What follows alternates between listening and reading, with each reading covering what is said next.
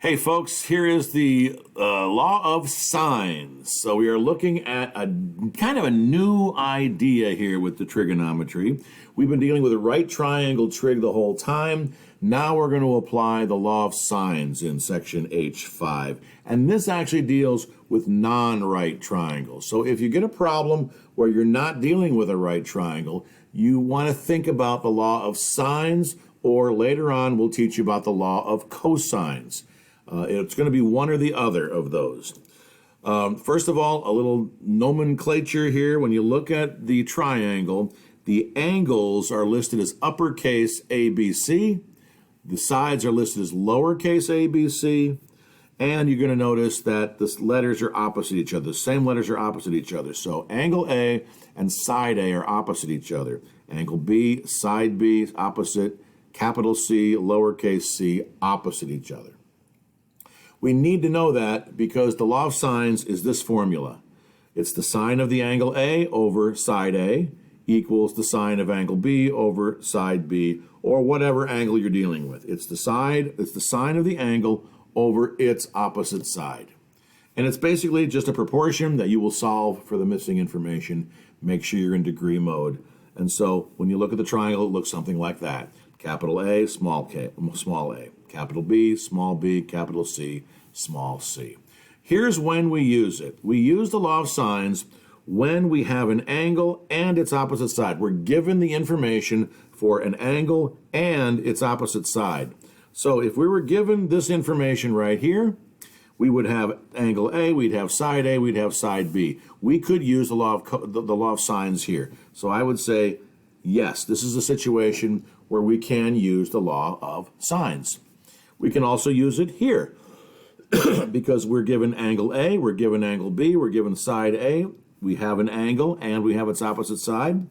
So yes, we can use it here. Over here, I only have an angle A and these two sides. I don't have the side opposite angle A, so no, I cannot use the law of sines with a problem where I know this information.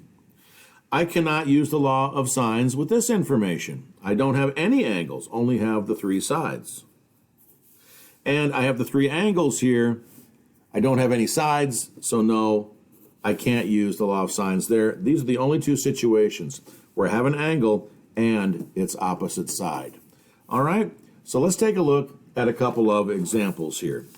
So the first example, and I like to draw the triangle out when I'm doing these problems. So I'm going to draw a triangle. It doesn't have to be drawn anywhere near what it should be. Just, and then I put the angle I know, angle 48, I'm going to put here. Angle 93, I'll put somewhere else. And then this is another angle. Side AC, hang on, this is A, that's B, this is C. So AC is down here, that's 15.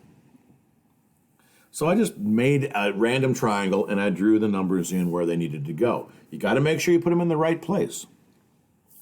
Okay, what's the length of BC? So there's the unknown value.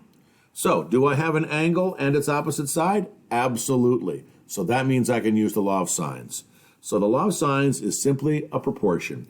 It says the sine of an angle, and I'm going to use the 93, over its opposite side, 15, equals the sine of another angle, the sine of 48, over its opposite side, x. That's the proportion I want to solve. I want to solve that for x. Make sure you're in degree mode. To do that, I'm going to do x times the sine of 93 equals 15 times the sine of 48. So let's find out what 15 times the sine of 48 is. So here is me typing it out, trying to get it so you can see it. There you go. Hitting enter, and it tells me 11.15. Now don't round this. Just keep this in your calculator. 11.15. So this part's 11. This is going to say x times the sine of 93 equals 11.15. And now I want to solve by dividing by the sine of 93. That'll cancel that. X will equal. Again, don't round that in your calculator. Use that number. But we'll divide it by the sine of 93. And that tells me 11.16. Now you can round your final answer, 11.16. So the length of X is 11.16. And it makes a bit of sense because remember, the bigger angle's got a bigger side. This is a smaller angle that have a smaller side. So that's that one. Now I got one more problem to do. A ship only has enough fuel to sail another 42 miles. There's the ship. Port City and Cove Town are 40 miles apart. 40 miles apart. The ship takes angle measures from each town's lighthouses, and there they are. Can the ship reach Port City before it runs out of fuel? Can it get here before it runs out of fuel? So what's this angle? Because in order to use the law of sines, I have a side. I don't have that angle, but I can find it because I have two angles here. So I'm going to subtract from 180 those two angles. So 180 minus 52 minus 70 is 58. So this is a 58-degree angle. So now I can use the law of sines. The sine of 58 over its opposite side, 40, equals, and now I want to know this one because that's where Port City is. I want the sine of 70. Oh, I'm sorry. I don't want that one. I do want this measurement, though. I want to know this length. That's X. I have to use this one, sine of 52. I want that measurement. Can I get all the way to there? So I need to know how long that is. So I have to use the opposite angle, 52. There's the equation you want. So X times the sine of 58 would equal 40 times the sine of 52.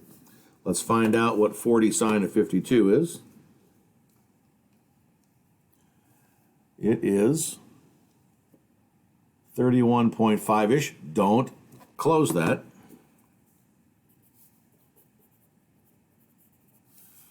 31.5-ish. Then I'll divide by the sine of 58. I'll get X.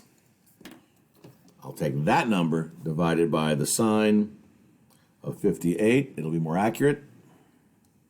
Gives me 37 point, go ahead and round it now, 37.2. That's in miles. That's 37.2 miles. Remember, the ship only has enough fuel to sail another 42 miles. Will it make it? Sure it will, because it can go 42 miles. We only have to go 37.2. So yes, it's fine. The ship can make it to Port City. And there's your notes and your examples for section H5.